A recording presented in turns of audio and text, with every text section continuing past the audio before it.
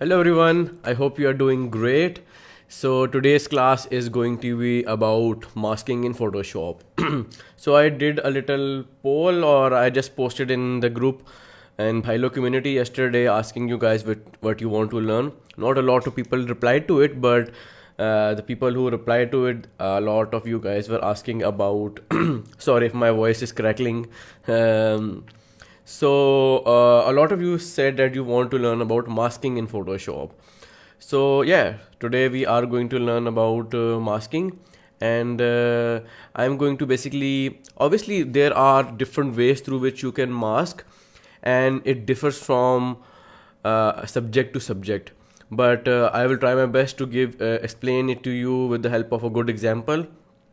So today we are going to learn how to remove background, a solid background of a subject, and make sure that the fringes and everything else doesn't remain in the image. So there are other examples of this as well, but this is the one which we are going to do today. So let me see how many people are joining, and then we will start it.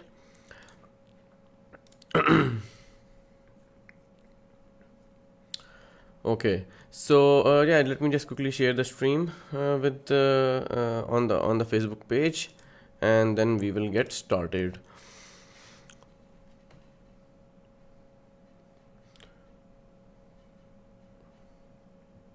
So if you are online and if you are listening, let me know. So yeah, I can basically know you are active, and it would actually help me a lot.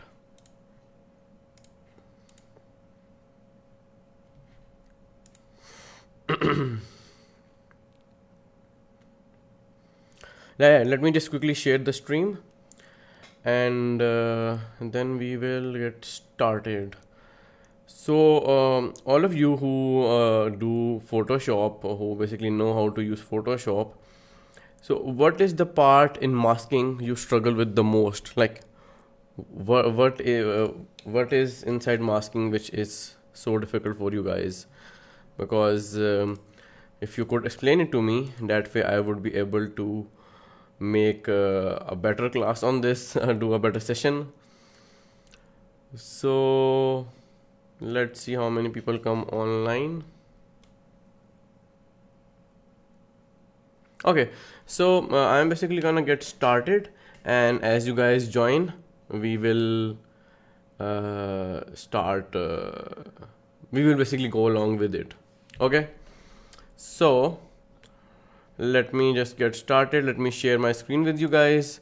So if you can see the screen properly, let me know, because otherwise there is no point in teaching all of this if you cannot see the screen. And also let me know if the audio is proper, if the audio is if I'm audible to you guys, so that we could start this session. Let me just quickly check. Okay, a couple people are joining. Good. Just let me know if you can see if you can hear me properly, and if you can see the screen. Just let me know. Okay, so coming back to Photoshop. So yeah, today I made the whole interface a little bigger because I wanted all of you to be able to see everything properly. So we have this image over here. Basically I imported it over here. I downloaded this from FreePic, and it is somewhat a very difficult image because the hair and the background, it doesn't have a lot of contrast, and the color of the hair is also somewhat orangish brunette type, and the background is pink. That is why it is going to be a little difficult, but we are gonna try to remove the fringes and the hair and everything, and let's see how it goes. Okay. So as you know that in Photoshop there are new tools for auto selecting, and this is the reason I say that we designers are never going to go out of business, because these tools are useful when there is a simple image, but when we have a complicated image like the one we have over here, they don't work at all. For example, if I click on the quick selection tool, and no, not at all, but they are not very good in terms of removing the fringes and all that stuff. So if I go to select subject over here, They are pretty good and the AI is very strong, but uh, sometimes and most of the times it cannot work on the image properly. And if I remove the background over here, you might think that this is a perfect image, but if I put in a solid color background over here, like this black color, you can see that there are so many halos and so many fringes, and you can see that this is not a good image. Like Photoshop did a pretty good job, but there is obviously still room for improvement. So I wouldn't say that you shouldn't be using these tools, but it is highly recommended that yeah, you can totally use the tools, but obviously you need to learn about the refinement and everything else as well. So let me press Ctrl or Command Z and let's go back, and I'm gonna try to do this manually first, and let's see how it goes. Okay, so whenever you have a solid background like the one over here, make sure that you remove this. You don't try to select the subject, you do the opposite. You select the background and reverse the selection. What do I mean by that? Let me show you. So what I'm going to do is I'm going to come up over here. Let me open this software. Okay, so basically I'm going to come up over here, go to select, and over here there is this option of color range. I'm going to click on this, bring this to the side. So the color range is a very interesting tool and I really love it. And before we had select subject and anything else, color range was like my best friend for selecting anything like this.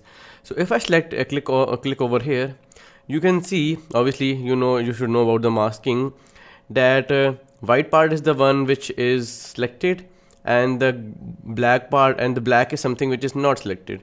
So you can see that there are some gray areas over here as well.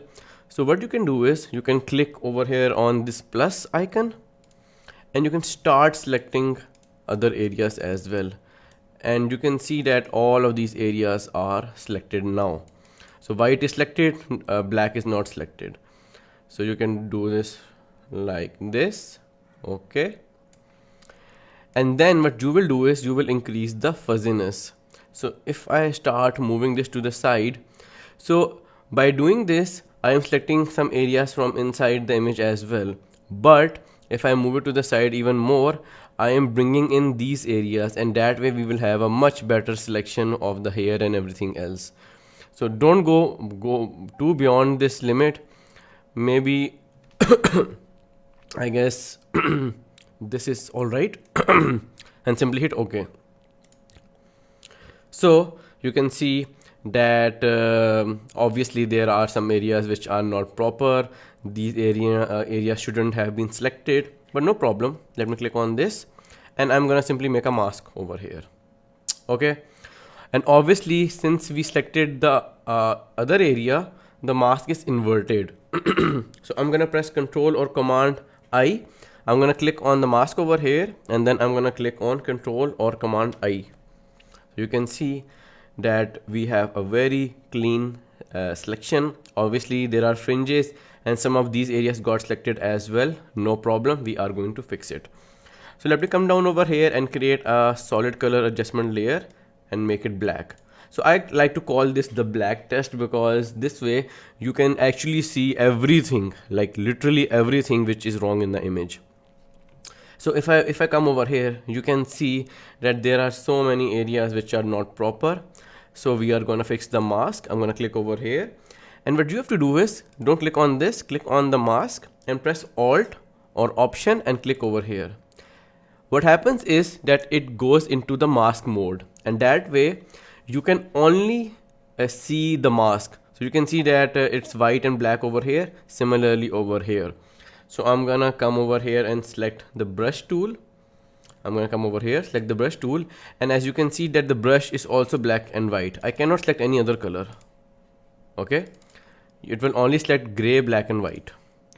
So now what I can do is I can draw in these areas and I can simply add them to the selection. This is actually the proper way of doing all of this.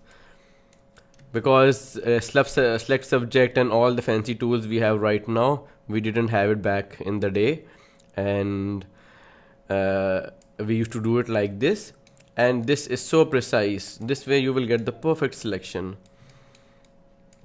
Let me make this bigger. Okay, so we are at a point where it is difficult to draw with the brush tool. So what we can do is we can come over here in the mode and select overlay. This way you can draw and you can see that it is not going outside the bound. If I click over here and make it normal, and if I click and drag, you will see that it is going outside the bound. Let me press Ctrl or Command Z, and if I go to overlay, and now if I draw, you can see that it is not letting me draw into the black area. So it only lets you draw on the 100% white or 100% black. So let me check these areas as well. So these are all right. Now I will press Control or Alt or Option and click over here, and bam, we have a perfect selection.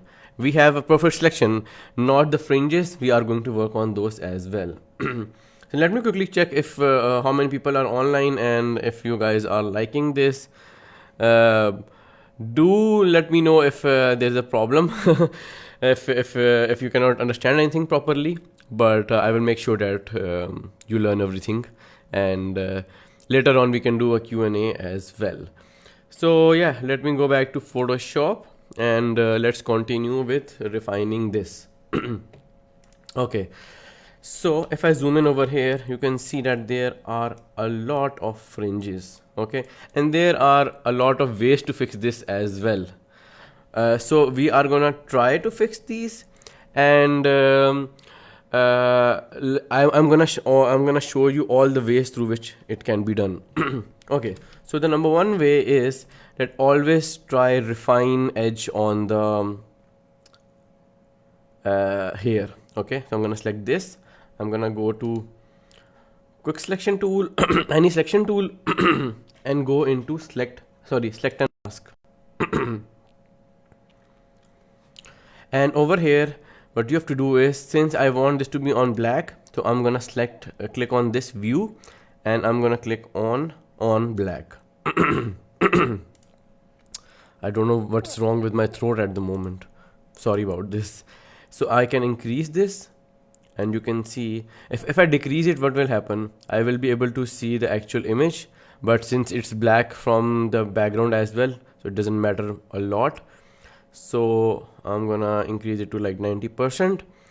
And now what I'm going to do is I'm gonna zoom in over here, make this bigger, and over here if I hover over these, you can see that quick selection tool, refine edge brush tool. So I'm gonna click on refine edge brush, come over here, click on refine edge brush. Make this bigger. Okay, so the thing about refine edge is, don't use it again and again. Try to select as much area as possible in just one go. So I'm gonna do the whole all of this side in one go, and then this side in one go. So basically try to do this in 2 strokes. And we come over here, I'm gonna click over here, drag, and let go, and bam, the pink areas are gone. Similarly over here, just try to do this in one go. And done. Okay, there are some areas I guess over here as well, so just click on those. Let me zoom out and simply hit OK. This image is still not perfect, by the way. So let me show you the before and after. Here was the before, and here is the after. Before, after. I should have saved it. Okay, let me make a copy of this. Press Ctrl or Command J. Press Ctrl or Command J so that we could see this later on as well. So I'm going to hide this, click on this, go to select and mask. Sorry. And I'm going to do this over this again. So I'm going to use the refine edge over here, click and refine edge over here, and I guess we are done. Simply hit OK. So here is the before. Let me show you before and after. So before, after, before, after. Such a big difference, right? Before, after. But this is still not perfect. You can see that there are some fringes, there are some color issues over here, and we are going to try to fix those as well. And also her head from over here got disappeared, so we are gonna fix it as well. So let me come over here. I'm gonna select the brush tool, and I'm gonna, with white, I'm gonna draw over here to check what's wrong over here. Okay, so I'm gonna come over here, click on this, and with the white brush I'm gonna draw these areas back. Okay, so this is the issue with the refine edge a little, because sometimes it removes the information which you actually need. So let's try this over here, and I guess this seems all right. Okay, our head is back, or the whole image is all right. And if you want to double check it, press Alt or Option, click on this, and let me draw on these areas. Okay, as you can see that since I'm using overlay, I cannot, even if I try, I cannot draw beyond the bound. So this is all right. Press Alt or Option and click over here again, and our subject is perfect. One last thing, which is color decontaminate. Okay, so basically color matting and color decontaminate are basically the same, but it depends upon the kind of image you have. If you have a smart object, you will use color decontaminate, and if you have a raster image, which is not a smart object, a simple one, you will basically use the color matting basically. So I'm gonna click on the mask. Remember, not the layer, but actually the mask. Click on this, and you can see that there are some white areas like fuzziness over here. I'm gonna go to image, then I actually forgot where it is. Okay, not image, layer. Come down over here, and here it says matting. So you can see that I cannot select this. Reason, because it only works on raster images. So what I'm gonna do is I'm gonna click on this, right click, and then click on okay, let me click over here and convert this into a rasterized layer. Now I'm gonna click on this, go to layer. Why cannot I still not select it? Okay, click on the layer, not the mask. Let's try again. Okay, you have to click on the layer, not the mask. Click on matting, and then you will click on color decontaminate. So you can see a lot of things changed over here. Let me move this back a little. So you can see that there are a lot of white areas over here which we don't want. So this is the actual image, and what you can do is you can move this forward, and you can remove those black areas. But if you do this too much, you might remove some of the black, some of the hair. So make sure that this is the actual, and move this to the right, not too much, and maybe 50% is all right. Or you can even go beyond if you don't care if some of the hair actually goes away. So let's keep it at 90. You can test it out later on as well, and simply hit OK. So now even on black this looks so amazing. So let's test it out on some other color as well. So let's check red. Okay, looks nice. So yeah, let me put it on red and we can basically do the color decontaminate again. Let me press Ctrl or Command Z and come over here. And also, if the problem with color decontaminate is that it is destructive.